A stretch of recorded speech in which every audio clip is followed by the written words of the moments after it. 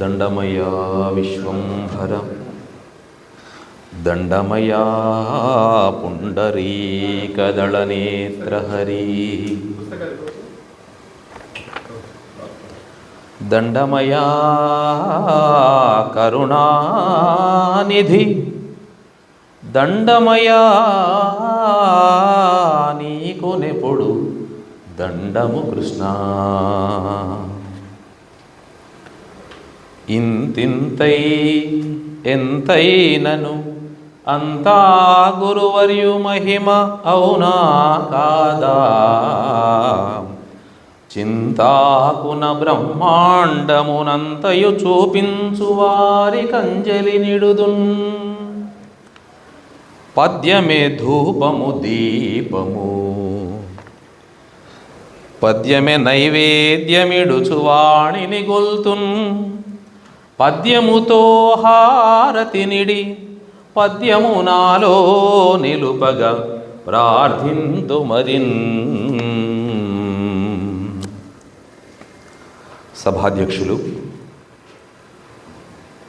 Shri Aurobindo society chairman గారు doctor Bandari Jagadish బాబు గారికి, ముఖ్య అతిథి డాక్టర్ బి శివసుబ్రహ్మణ్యం గారికి, నేటి గ్రంథావిష్కర్త మా గురువర్యులు ఆచార్య బన్నైలయ్య గారికి,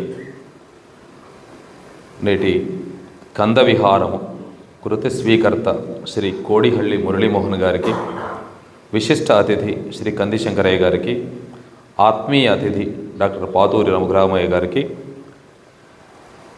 నేటి కథానాయకులు కవి శ్రీ వరిగొండ కాంతారావు గారికి, నిర్వహణకర్త పల్లె నాగేశ్వరరావు గారికి, విచ్చేసినటువంటి అరవింద సాధకులందరికీ, సాహిత్య ఉపాసకులందరికీ పేరు పేరున నమస్సులు తెలియజేస్తూ, ఈ కందవిహారము మకుట రహిత పద్యాలి ఇవాల్టి మకుటము లేని మహారాజు వరిగొండ కాంతారావు గారు. ఎందుకంటే దీనికి మకుటం లేదు కాబట్టి మొత్తం ఈ కావ్యంలో 240కి పైగా పద్యాలు ఉన్నాయి. పద్యాలు అంటే పద్యముల యొక్క వరుస. ఏ సాహిత్య ప్రయోజనమైనా అది సమాజంలో ఉండేటువంటి ఉన్నతికి దోహదకారి కావాలి. వారు ఈ కావ్యాన్ని శ్రీ కోడిహళ్ళి మురళీమోహన్ గారికి ఇప్పుడే అంకితం ఇవ్వడం జరిగింది. ఈ పుస్తకం యొక్క వెల పొత్తము శ్రద్ధగా చదువుడు. ఇది నాకు చాలా కొత్తగా ఉంది, అందుకే చదువుతున్నాను నేను కూడా. వెల ఏమిటయ్యా ఈ పుస్తకం చదివిన తర్వాత అంటే, పొత్తము శ్రద్ధగా చదువుడు, విత్తము నాశింపబోను వివరము తోడన్, ఉత్తరమొక్కటి వ్రాసిన పొత్తము ముద్రణ ఫలమును పొందేద నేను. మీరు చదివి పుస్తకంలోని సారాన్ని పట్టుకొని నాకు ఆ పుస్తకం యొక్క విషయాన్ని చెప్పండి, అందులో ఉండే విషయాలని దాని గురించి చెప్తే నాకు అదే 10,000 అంటున్నాడు. ఇంకో మాట కూడా చెప్పాడు, 10,000 ఇవ్వండి, మీ పేరుతోనే పుస్తకం ప్రచురిస్తాను అని కూడా అన్నాడు. ఇలా ఒకే ఛందస్సులో రాసినటువంటి పద్యముల యొక్క శ్రేణిని పద్యాలి అంటారు. అంకిత దృశ్యాన్ని మనం గమనించినాం. ఈ తొలి ప్రతి సమర్పణము వారు గావించినారు. ఇందులో మాట ఏముందంటే, ఈ 2 సీస పద్యాలు రాశారు వారు. అవి కూడా కందాల్లో రాస్తే అయిపోయేది అనుకుంటాం, కానీ ఈ సీస పద్యాలు ఎందుకు రాశారంటే వారు చెప్పారు, సీసము ప్రాక్టీస్ చేయించడం వల్ల, సీస పద్యంతో తాను పద్యం నేర్చుకోవడం వల్ల సీస పద్యాలు రాసి వారికి సమర్పించుకున్నారు. సీస పద్యాల్లో కృతజ్ఞత సమర్పించుకున్నారు. దాంట్లో మాట అన్నారు, శీర్షాసనము వేసి అన్నారు. అంటే పద్యం రాయడానికి శీర్షాసనం వేయాల్సినంత తపస్సు. చాలామంది ఈ మధ్య ఏముంటుందంటే, ఏం చేస్తున్నారంటే, ఆ మధ్య ఎక్కడో జోక్ చదివాను నేను, ఏం చేస్తున్నారంటే, నేను రచయితనండి అంటాడు ఆయన. ఓ అవునా, ఇంతకీ మీరు ఏం చేస్తున్నారండి అంటాడు. నేను రచయితనండి అంటే ఏం చేస్తున్నా అంటే, అది కాకుండా ఏం చేస్తున్నావు అన్నట్టు. అంటే రచయిత చేసేదాన్ని పని కాకుండా డబ్బులు వచ్చేదాన్ని మాత్రమే పని అనుకునేటువంటి సమాజంలో ఉన్నాం మనం. దీనికి హృదయ విహారం పేరుతో వారు చెప్పినట్లుగా వారి గురువులు కొల్లారపు ప్రకాశరావు శర్మ గారు దీనికి అద్భుతమైనటువంటి హృదయ విహారం పేరుతో ముందు మాట రాశారు. ఇందులో చాలా చక్కని ముందు మాట, ఇది మీరు చదువుతారు తర్వాత. ఒకటే మాట, యద్భావం తద్భవతి, థాట్స్ ఆర్ రిజల్ట్స్. ఈ ఆర్యోక్తిని ఉట్టంకిస్తూ రాశారు. కందపద్యం అంటే ఏంటంటే చిన్నగా మనకు అర్థమయ్యే విధానంగా ఏం చెప్పారంటే, లడ్డు, జిలేబీ, ఆలూబాత్ ఇవన్నీ రుచికర పదార్థాలు తయారు చేసేవారికేమో పరిశ్రమ, తినేవారికేమో చాలా రుచి అన్నారు. ఇది అలాంటి తయారు చేయడం, లడ్డూను తయారు చేయడం లాంటిది. చేసేవారికి ఎంతైనా శ్రమే, కానీ తినేవారికి రుచి. కందము రాసేవారికి పరిశ్రమ, అది చదివేవారికి రుచి. ఎందుకంటే చాలా చిన్న పద్యం, చూడ్డానికి చిన్నగా ఉంటుంది, కానీ అసలు చిన్నగా ఉండడం అనేది చాలా కష్టసాధ్యమైనటువంటి పని. ఎందుకంటే 32 మాత్రలు 64 మాత్రలతో పద్యము రాయాలి. కంద పద్యం అంటే నియమాలు చాలా ఎక్కువగా ఉండాలి, ఖచ్చితమైనటువంటి జగనం ఉండాలి, ఇవన్నీ తెలిసిన విషయాలే. సంక్షిప్తమైనటువంటి పదాలలో ఎక్కువ అర్థాన్ని ఇనుమడించడం కష్టం. కష్టం అంటే ఏది కష్టం కాదు, వారన్నట్టుగా శీర్షాసనం వేయాలి దేనికైనా. ఆ మాటకు వస్తే వచనం రాయడం కష్టమా సులభమా? చాలామంది ఏమంటారంటే చాలా సులభం, ఎందుకంటే వచనమే కదా. నువ్వు వచనమే కాబట్టి సులభం. వచన కవిత్వం రాస్తే తెలుస్తుంది. వచనాన్ని రాసి ముక్కలుగా విరిచి వాక్యం కింద వాక్యం రాసి ఇది కూడా కవిత్వమే అంటే ఏదైనా దాన్ని మనం తీసుకునే. అందరూ ఇంతకుముందు మా గురువరేణ్యం చెప్పినట్లుగా పద్యాలు అందరూ రాస్తారు, కానీ ఒక 30 పుస్తకాలు రాసిన అనంతరం గేయాలు, వచన కవిత్వము, నాటికలు, వ్యాసాలు ఇవన్నీ రాసిన అనంతరం రాసే పద్యం ఎట్లా వస్తుంది, ఎట్లా ఉంటుంది అంటే అదే మనం చూడబోతున్నాం ఇప్పుడు. కాబట్టి ఇంత చిన్న పద్యం రాయడం అనేది సాహసం. మామూలు పద్యాలలో ఉండేటువంటి వెసులుబాటు అనేది కంద పద్యానికి దొరకదు. సరే, తర్వాత వారు తమ మనవిని ఈ పుస్తకంలో చెప్పుకున్నారు. ముఖ్యంగా ప్రేరణ ఏమిటంటే, ఇక్కడ ఈ తరానికి తెలియాల్సినటువంటి భారత స్వాతంత్ర్య సమరయోధులు హేము కళాని గారు 23 మార్చ్ 1923లో జన్మించి 1943లోనే అతి పిన్న వయస్సులో స్వర్గస్థులైన వీరమరణం పొందినటువంటి స్వాతంత్ర సమరయోధులు, విప్లవ నాయకుడు. ఇలా ఈ నాయకుడి యొక్క ప్రేమ గురించి వారు సీసపద్యం రాయిస్తే ఆ ప్రేరణతో ముందు వీరికి దేశభక్తి ఎక్కువ, దైవభక్తి ఎక్కువ, ఆధ్యాత్మిక నేపథ్యము ఉన్నది. ఇప్పుడు ఇన్ని రాసిన తర్వాత ఒక కవి ఎప్పుడు సంతృప్తిని పొందడు. పద్యం రాయకపోతే ఆ అసంతృప్తి నాకు ఎప్పుడూ ఉండేది అని అన్నారు కదా. అగో అది నిజమైనటువంటి కవి యొక్క అంతరంగం ఎలా ఉంటుందంటే, ఎవరో ఒక పేరు పెట్టడం వల్ల తనకు నిజమైనటువంటి కవికి నిద్ర పట్టదు, తను మళ్ళీ దాంట్లో పట్టు సాధించేంతవరకు. అట్లా ఆ హేము కళాని గారి ప్రేరణతో, వారి గురువు గారి ప్రేరణతో మొదలైనటువంటి పద్య రచనా సంవిధానం అనేది చివరికి వారు అద్భుతమైనటువంటి 2 పద్య గ్రంథాలను వెలువరించే దిశగా, ఇది 2వ పద్య సంకలనం వీరు చేసినటువంటిది. ఈ పద్యాలు ఎలా ఉన్నాయి అని అంటే మనము ముందు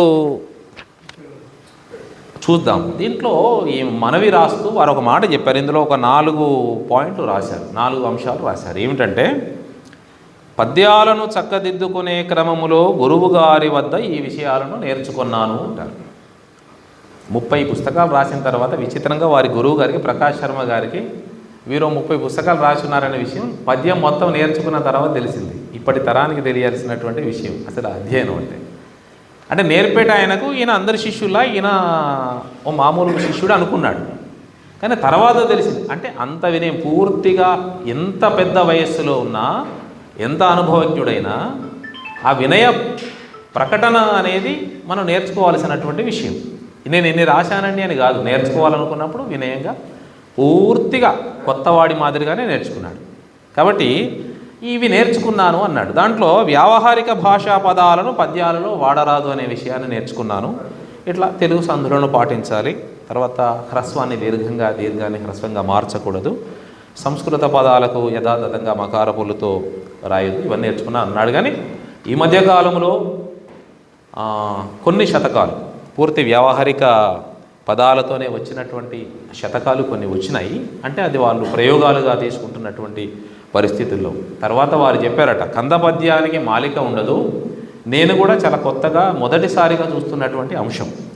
నేను ఈ ఉత్పల మాలిక ఈ మాలికలు చూశాను, కానీ కంద పద్యాలకు మాలిక అనేది నేను ఎక్కడ గమనించలేదు. ఒక సరికొత్త ప్రయోగంగా ఇది నాకు కనిపిస్తూ ఉన్నది. తర్వాత ఈ పుస్తకంలో మొత్తంగా మనం చూస్తే ఇందులో నైతిక, ఆధ్యాత్మిక, సామాజిక, భక్తి, వ్యక్తిత్వ వికాసం ఇట్లాంటి విషయాలన్నీ దీంట్లో పొందుపరచబడి ఉన్నాయి. దీంట్లో మొత్తంగా వారు 15 భాగాలలో ఇది పద్యాలు రాశారు. 15 విభాగాలు. 15 విభాగాలలో 240కి పైగా పద్యాలు ఉన్నాయి. వీరు పద్యం రాస్తున్నప్పుడు ఇంతకుముందే సార్ చెప్పినట్లుగా కవిత్వం గురించి, కవిత్వం ఎలా ఉండాలి అనే విషయం గురించి చాలా అద్భుతంగా చెప్పారు, చాలా విషయాలు చెప్పారు అని అన్నారు. కవిత్వం ఎప్పుడు కూడా ఒక సమన్వయం.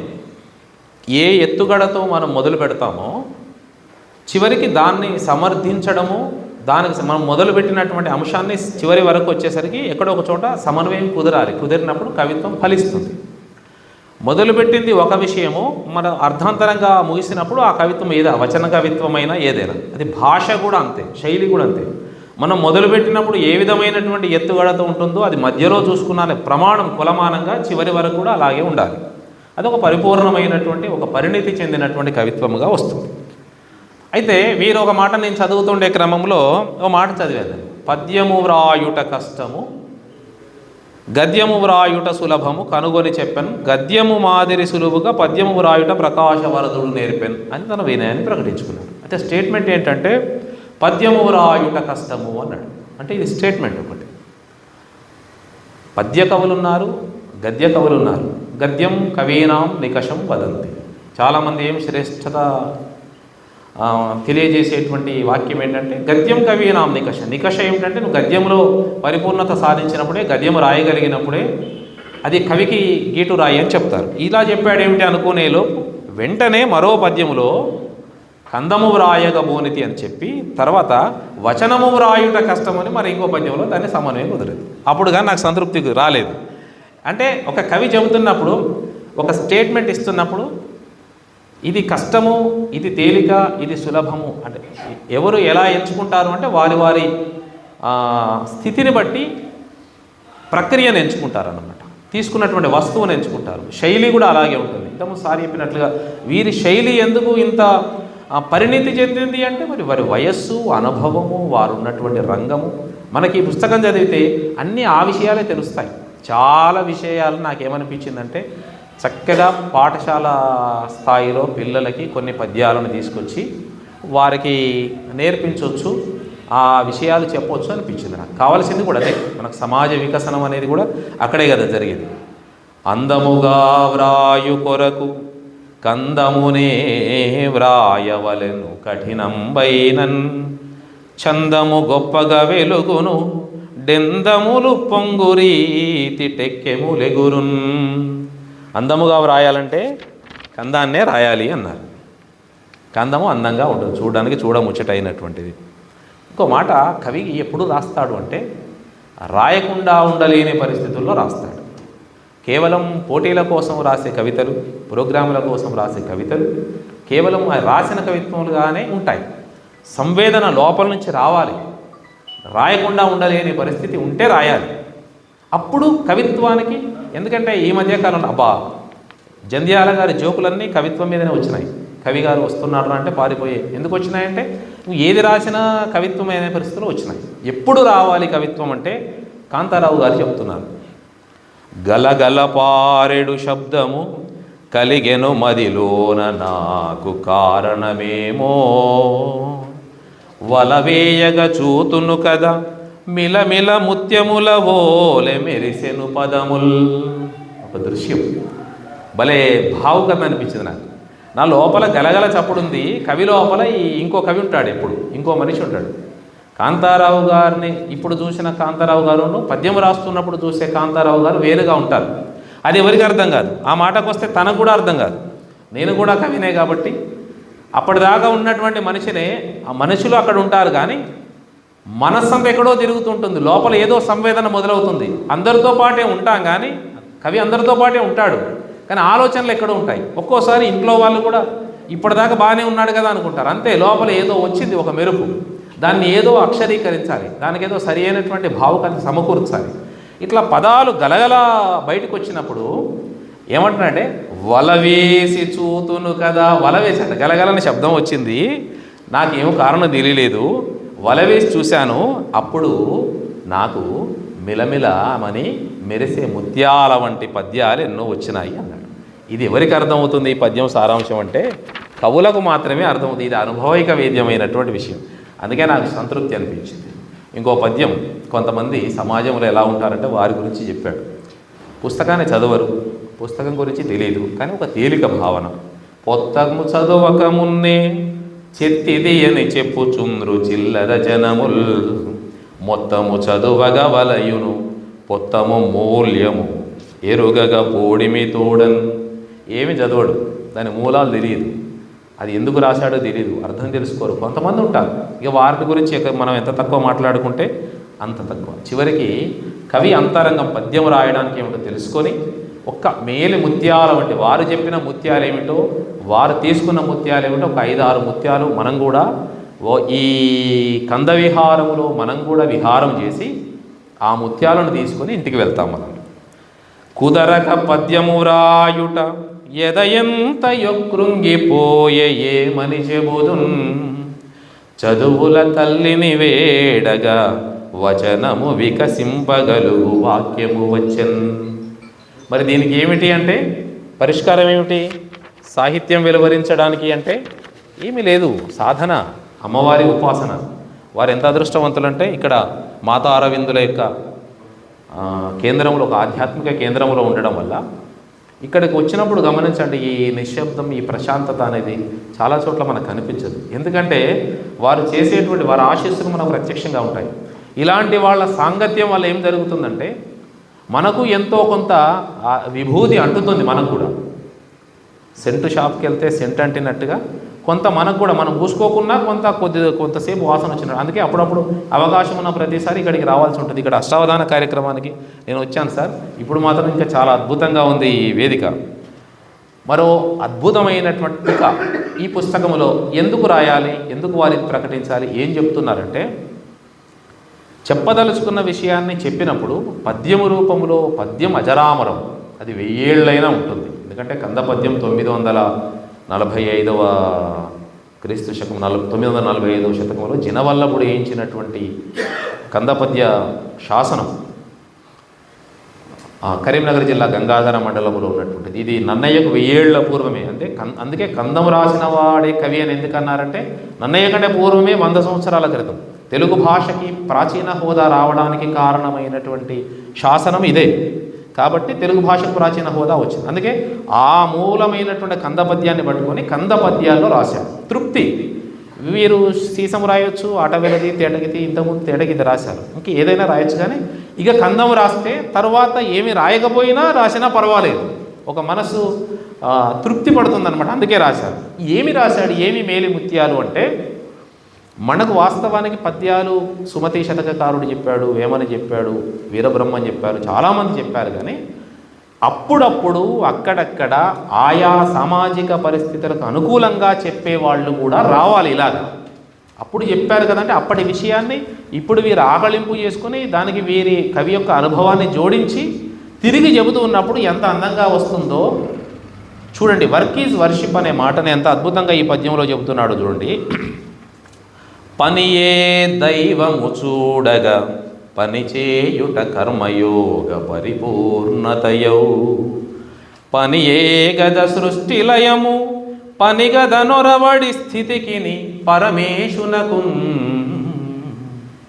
పని గురించి, పని యొక్క గొప్పతనం గురించి, ఒక పనిని ఎంచుకోవాలి, జీవితకాలం ఆ పనిని కొనసాగించాలి.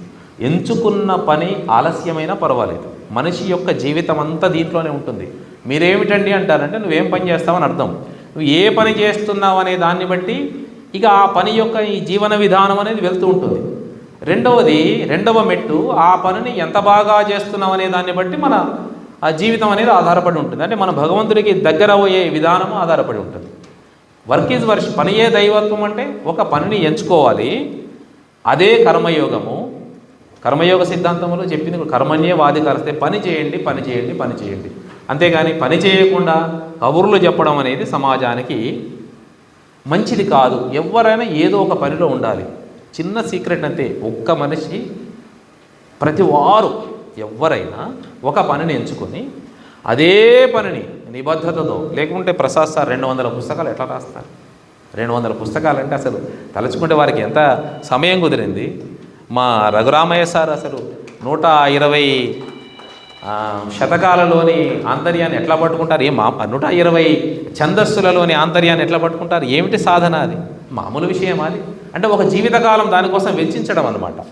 ఎంత గొప్ప సందేశం అంటే, ఒక ఆధ్యాత్మిక కేంద్రానికి వచ్చి నేనేం చేస్తే బాగుంటానండి అనే ప్రశ్నకి ఒకే ఒక్క జవాబు, ఒకే ఒక్క జవాబు, ఏం చేయాలి నేను అంటే, ఏం లేదు, పని చేయి అంతే అని చెప్పడం. చివరికి ఇంకో మాట ఏంటంటే, సంసారం చదరంగం. మరి ఇంత సంసారంలో ఆధ్యాత్మికత ఎలా సాధ్యం? ఎందుకు సాధ్యం కాదు? అరవిందుల వారి సందేశం అదే. ఏంటంటే, నువ్వు సంసారంలోనే ఉంటూ బాధ్యతల్ని నిర్వర్తించడమే భగవంతుడికి దగ్గర కావడం. అందుకే సంసారము వలదనుకొన సంసారమే మీద పడును సరిగా చూడను, కంసారిని ప్రార్థించిన సంసారమును అధిగమించు సత్తువ వచ్చు. సంసారం ఈదాలంటే కంసారిని ప్రార్థించాలి అంతే. ఎంత మంచి మాట! బాగా నచ్చినటువంటి, వాస్తవానికి చాలా పద్యాలు ఒకటొకటి పోటీ పడ్డాయి, కానీ ఇంకొక 3-4 ప్రస్తావిస్తాను. కాలము పుట్టువు మరణము, కాలము జీవన స్రవంతి కైవల్యముకై, కాలార్చన చేయగవలె కాలము నిర్గుణ సగుణము గగనము ఓలెన్.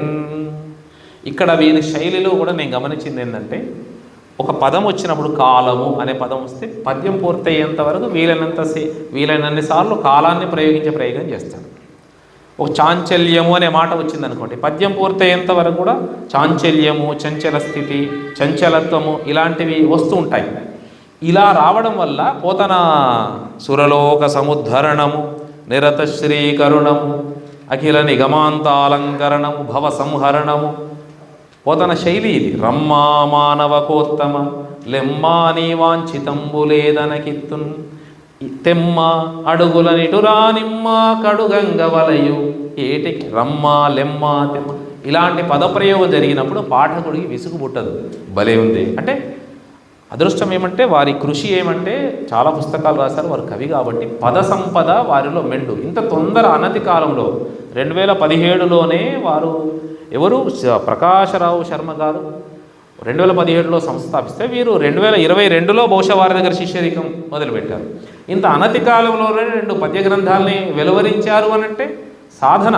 కొన్ని విషయాలు ఏది తెలుసుకుంటే ఆ సాధన అంత తొందరగా చేశారు. అందుకే ఆ పద సంపద వారి దగ్గర అపారంగా ఉన్నది.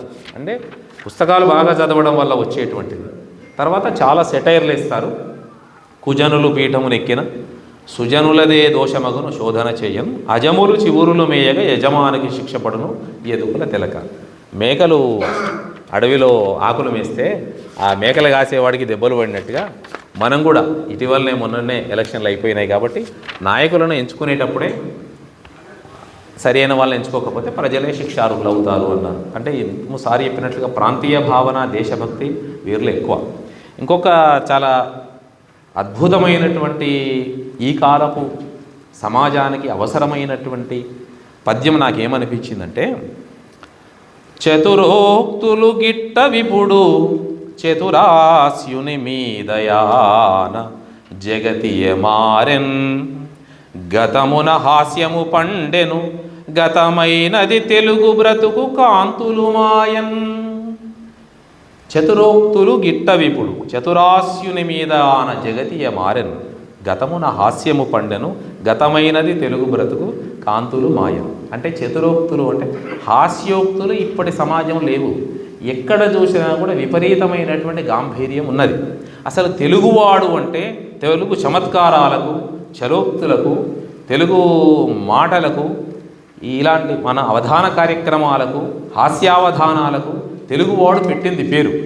కానీ ఈ ప్రపంచం ఏమైపోయిందంటే విపరీతమైనటువంటి గంభీరమైనటువంటి కవిత్వం చదవడాన్ని బాగా ఇష్టపడుతున్నారు. ఎందుకో తెలియదు సమాజంలో. ఒకవేళ ఏదైనా కామెడీ సీరియల్ వస్తే అంత హిట్ కాదు. మన కార్తీక దీపం వచ్చి విపరీతంగా ఏడ్చేటువంటి సీరియల్ వస్తే జనాలకు బాగా నచ్చుతుంది. ఎంత ఏడిస్తే ఆ సీరియల్ అంత హిట్ అవుతుంది, ఎంత ఏడిపిస్తే ఆ డైరెక్టర్ అంత సక్సెస్ అవుతాడు. అంటే జనాల్లోనే హాస్య గ్రంథులు తగ్గిపోతున్నాయి వాస్తవానికి. అంటే ఒకరి మీద ఒకరు చిన్న జోకేస్తే తీసుకునే పరిస్థితి లేరు. 1962లో పార్లమెంట్లో రామ్ మనోహర్ లోహియా గారు, జవహర్లాల్ నెహ్రూ గారు దాన్ని వాదించుకుంటున్నారు. జవహర్లాల్ నెహ్రూ గారు అన్నారట, ఓన్లీ బహుశా చైనా దురాక్రమణ జరిగిన చైనా యుద్ధం తర్వాత కొంత లాక్కున్నారు.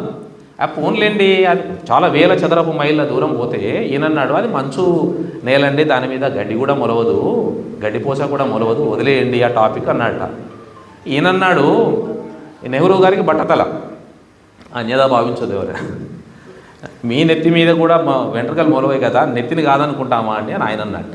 ఇద్దరు నవ్వుకున్నారు హాయిగా. బిల్ క్లింటన్ హిల్లరీ క్లింటన్ మీద కూడా పెట్రోల్ బంకులో హిల్లరీ క్లింటన్ పెట్రోల్ కొట్టించిందట. ఈయన ఇంకా రావట్లేదు, ఆరని కొడుతున్నాడు, ఈ భార్య ఎక్కట్లేదు కారు. ఏమిటి అంతసేపు మాట్లాడుతున్నావు వాడితో అంటే ఏమన్నదట, వాడు అప్పుడు పెళ్లి చూపులకు నన్ను చూడడానికి వచ్చాడు అన్నమాట.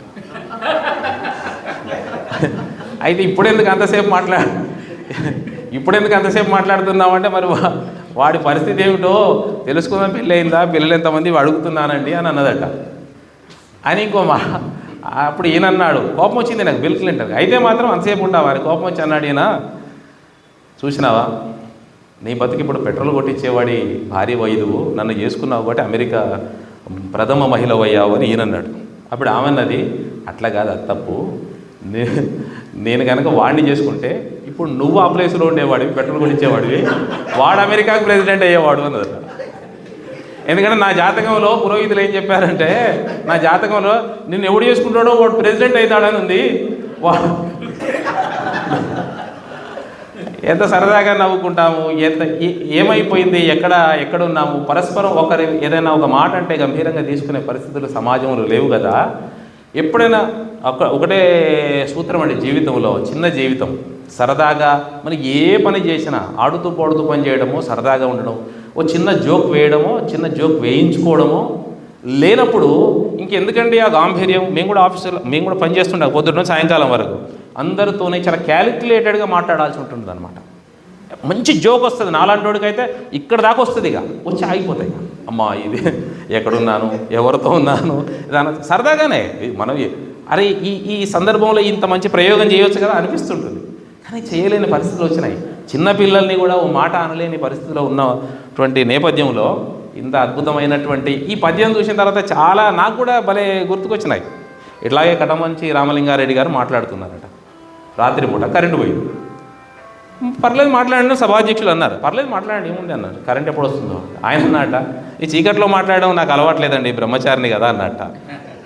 అంటే అంత పెద్ద ఆయన ఎంత పెద్ద జోక్ వేసినా కూడా సరదాగా నవ్వుకునేటువంటి పరిస్థితులు ఉన్నప్పుడు ఇప్పుడు ఎలా ఉన్నాం మనం అని, ఇది చాలా అవసరం, కీలకం. ఏ పనైనా చేయండి, ఏమైనా సంపాదించండి, ఎక్కడైనా ఉండండి, సరదాగా నవ్వుకోవాలి. ప్రతి దృశ్యాన్ని, ప్రతి సన్నివేశాన్ని అట్లా తీసుకున్నప్పుడు ఇంకా ఈ సాహిత్యము, ఈ చదువు, ఈ మన గొప్పతనం ఎందుకు పెద్ద పెద్ద వాళ్ళే. ఇంకో మాట రహస్యం ఏంటంటే, ఎవరికైతే హాస్య గ్రంథులు బాగా ఉండి, ఎవరైతే సరదాగా బాగా నవ్వుకోగలిగి ఒక సెటైర్ వాళ్ళు చూడండి, మీరు పెద్ద పెద్ద వాళ్ళందరూ అలాగే ఉంటారు, పెద్ద పెద్ద స్థాయిలో ఉన్న వాళ్ళందరూ కూడా అట్లాగే ఉంటారు.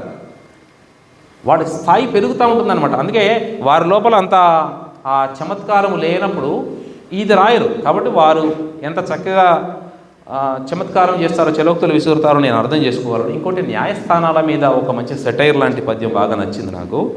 న్యాయస్థానపు విలువను న్యాయస్థానమే స్వయముగా నష్టము చేయను, న్యాయము జరిగిన సైతము ధ్యేయము లేనట్టి దగును ధీమంతునకు.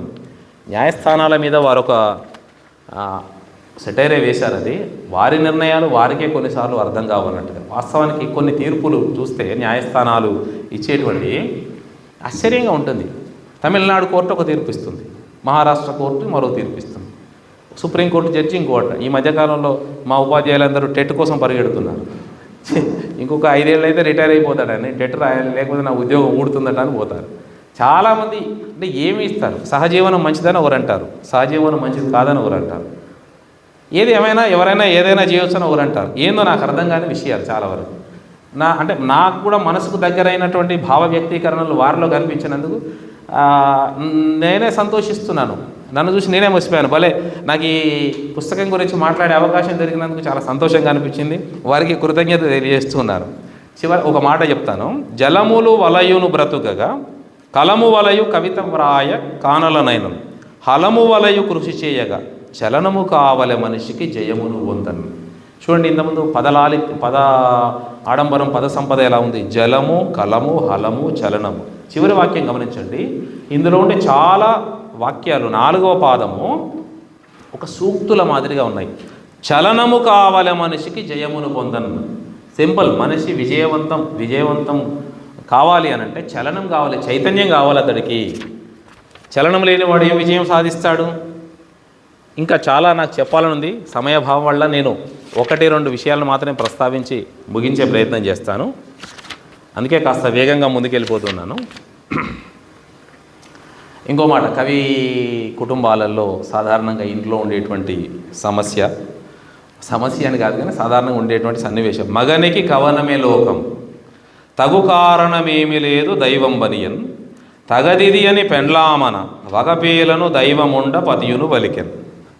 ఇది భార్యాభర్తలు ఎంతసేపు ఈ కవనమే లోకమా, కవిత్వమే ప్రపంచమా, ఇంకో వేరే ప్రపంచం లేదా అంటే ఏం చేద్దాంలే, అందరికీ ఆ భగవంతుడు ఉన్నాడని ఆయన అన్నట్ట. దీంట్లో ఒక మాట ఉంది, వగపేలను దైవముండ పతియును బలికెన్. ఇందులో దైవం ఉండగా అనే అర్థంలో దైవం ఉండ. మేము కూడా పాఠం చెప్తున్నప్పుడు రాజలలాముండను వాని పీచమడసిన అని చెప్తాం. ఈ రాజలలాముండను అని అంటే అందులో ముండ అనే పదం ఉంటుంది ఒకటి. వాడు విడదీసి రాసినప్పుడల్లా మనసు చూపుమంటుంది. చదివే వాళ్ళు కూడా అట్లాగే చదువుతుంటారు. మాకు వీర తెలంగాణలో దాశరథి కృష్ణమాచార్య గారు రాసినటువంటి నాన్న పరిస్థితుల గురించి, నాన్నకు తెలియదు పొమ్మని ఎన్నో ఏండ్లుగా చెబితేని ఇప్పుడేమయ్యాను, నాన్నకు తెలియదు పొమ్మని నన్నే నా పుత్రుడనగా నరకము తోచన్. ఇది ఒక విషయం అర్థం చేసుకుంటే నాన్న పరిస్థితి ఏమిటి అనేది ఇప్పుడు నాకు అర్థమైంది. ఎందుకంటే నేను కూడా మొన్నటిదాకా మా నాన్నకి ఆయనకేం తెలియదు నాన్న అన్నాను. ఇప్పుడు నా కొడుకు నన్ను మళ్ళీ అలాగే అంటున్నాడు అని చెప్తున్నాడు. నా పరిస్థితి కూడా అంతే. అందుకే ఈ నాన్నగారి గురించి అన్ని గుర్తుకొచ్చి నాన్నగారు అనే వ్యాసాంజలి కూడా ప్రకటించాను. నాన్నగారి గురించి రాయండి బాగుంటుంది అని చెప్పి. చాలా అద్భుతమైనటువంటి పద్యం ఇది. వాస్తవానికి ఇందులో దీని గురించి మాట్లాడితే చాలాసేపు మాట్లాడవచ్చు. ఇంకొకటి చాలా గంభీర్యమైనటువంటి విషయం చెప్పి నేను 1-2 నిమిషాల్లో ముగిస్తాను. ఒక విషయము మనము అంటే ఒక ఉపాధ్యాయుడు విద్యార్థిని కొడుతుంటాడు, ఒక తండ్రి కొడుకును శిక్షిస్తూ ఉంటాడు, లేదా ఇట్లా ఒకరినొకరు పరస్పరం. ఇందులో ఒక విషయం నాకు ఈ మధ్య కాలంలో అర్థమైన విషయం, వారు కూడా అది కూడా రాశారు. మనలో మనకే నచ్చని గుణములు పిల్లలకు రాగ కోపము వచ్చున్, మన రక్తమే మన శత్రువు, మన కర్మము తరిగిపోవు మార్గము శమమే. మనం ఒక తండ్రి కొడుకును ఎందుకు బాగా కొడుతున్నాడు అంటే, ఎందుకు శిక్షిస్తున్నామంటేనట, అసలు ఎదుటి వాళ్ళను ద్వేషిస్తున్నామంటేనట దానికి పెద్ద సైన్స్ ఏముంది దీని వెనకాల అంటే, నాకు కూడా ఇటీవల కాలం తెలిసింది. ఆ లక్షణాలు మనలో ఉన్నాయి, మనం వాటిని పోగొట్టుకోవాలని చూస్తున్నాం, కానీ పోగొట్టలేదు. కొంత పోయినాయి, కొన్ని పోలేదు. ఇవే అవలక్షణాలు ఎదుటివారిలో కనిపించినప్పుడు, ఒక తండ్రికి కొడుకులో కనిపించినప్పుడు విపరీతమైన కోపం వస్తుంటుందన్నమాట. ఈ కోపం ఎదుటి వాళ్ళ మీద చూపించేది కాదు, తన మీద తాను చూపించుకునే కోపమే. ఆ రూపంలో ఆ ద్వేషమే ఎదుటి వాళ్ళ మీద వస్తుంది. అందుకే మనలో మనకే నచ్చని గుణములు పిల్లలకు రాగా కోపం వచ్చును, అది రహస్యం. అందుకే బడికి బొమ్మని పిల్లల్ని ఎందుకు కొడుతుంటారంటే, సరిగ్గా ఈ తండ్రి కూడా చిన్ననాడు అట్లే దెబ్బలు పడ్డాడు. ఈయన కోపం ఏంటంటే, ఎంతసేపు నేను ఇట్లాగే అయిపోయాను, నువ్వు ఇట్లాగే అయిపోయినావు అనే కోపం, తన మీద తన ద్వేషాన్ని పిల్లల మీద ప్రకటించుకోవడం. ఇది చాలా గంభీర్యమైనటువంటి విషయం. నాకు భలే వారు నిజంగా బాగా పట్టుకున్నారు అనిపించింది. చివరిగా ఈ 240కి పైగా ఉన్నటువంటి ఈ పుస్తకంలో చివరి పద్యాన్ని ఉటంకించి నేను ముగిస్తాను, వారికి అభినందనలు తెలియజేసి. చాలాసార్లు కొన్ని పదాలకు అర్థము మనము తరిచినా కొద్ది అంత పద సంపద ఉన్నది, ఎన్నిసార్లుదైనా కొత్త కొత్త అర్థాలు వస్తుంటాయి సాహిత్యంలో. ఈ చనిపోవడం అనే మాట నాకు భలే రాశారు మీరు అనిపించింది నాకు. చనుటయని పోవడమే చనిపోవుట మరణమగును చైతన్యముతో, చనుచుందురు జనులందరూ చనినని పలుకుచుండ చనియను ఉసురున్. చనిపోయాడండి అంటారు, చనిపోయాడు. చనుట అంటే పోవడం, చనిపోయాడు. చనడం అంటే వెళ్ళడం. చనిపోయాడండి అంటారు. అంటే మామూలుగా మన భాషలో, బయట భాషలో చెప్పాలంటే చచ్చిండు ఓ మామూలు వాడైతే, చనిపోయినాడు ఓ మోస్తరు మనిషి, మరణించినాడు ఇంకా కొంచెం ఒక స్థాయి మనిషి, స్వర్గస్థుడైనాడు గొప్పవాడు, పరమపదం పొందినాడు మహా గొప్పవాడు. మన వాడుక భాషలో కూడా ఏమైంది అక్కడ, ఎవరు వచ్చారట అంటే ఎవడు అనామకుడు అన్నట్టు కాదు, ఆయన పరమపదం పొందారండి అంటే ఆయన మహానుభావుడు అన్నట్టు. ఈ చనిపోయాడు అనే మాటకి వివరణ చెప్తున్నారు వాళ్ళు. చనుటయనిన పోవడమే, చనిపోవుట మరణమగును, చైతన్యముతో చనుచుందురు జనులందరూ, చనెనని పలుకుచుండ చనియను ఉసురున్. చనిపోయినాడండి. ఇందులో చాలా విశేషాంశాలు ఉన్నాయి, చాలా అర్థాలు ఉన్నాయి. ఈ వెళ్ళిపోవడం అనేటువంటి మాట, ఎక్కడికి వెళ్ళాడు, వెళ్ళిపోయిన మనిషి ఏమైపోయినాడు, పూర్తిగా వెళ్ళిపోయినాడు ఇంకా తిరిగి రాడండి అనే అర్థంలో వెళ్ళిపోయినాడు. ఇలా చాలా విశేషాంశాలున్నాయి. సమయాన్ని కూడా నేను దృష్టిలో పెట్టుకొని నాకు ఇందులో చాలా వరకు ఒక 40 పద్యాల గురించి విశ్లేషణ చేయాలి అని అనుకున్నటువంటి సందర్భంలో సమయాన్ని కూడా దృష్టిలో పెట్టుకోవాలి. కాబట్టి ఇంత అద్భుతమైనటువంటి శతకాన్ని పద్యాలని వెలయించినటువంటి, నాకైతే ఆ లక్షణాలు కొన్ని కనిపించినందుకు నేను అన్నాను. కానీ ఇందులో అన్నీ కలిసి ఈ గ్రంథాన్ని వెలయించినటువంటి కాంతారావు గారిని, కవి కాంతారావు గారిని మనస్ఫూర్తిగా నేను అభినందిస్తూ, నాకు బాగా నమ్మకం ఉంది వారు మరింత బాగా అద్భుతమైనటువంటి పద్య సాహిత్యాన్ని వెలువరిస్తారని మనస్ఫూర్తిగా కోరుకుంటూ, అరవిందుల వారి, మాతా అరవిందుల వారి సమక్షమున వారికి నమస్కరిస్తూ, శాంతం ఓపికగా విన్నందుకు మీ అందరికీ నమస్సు తెలియజేస్తూ ధన్యవాదాలు.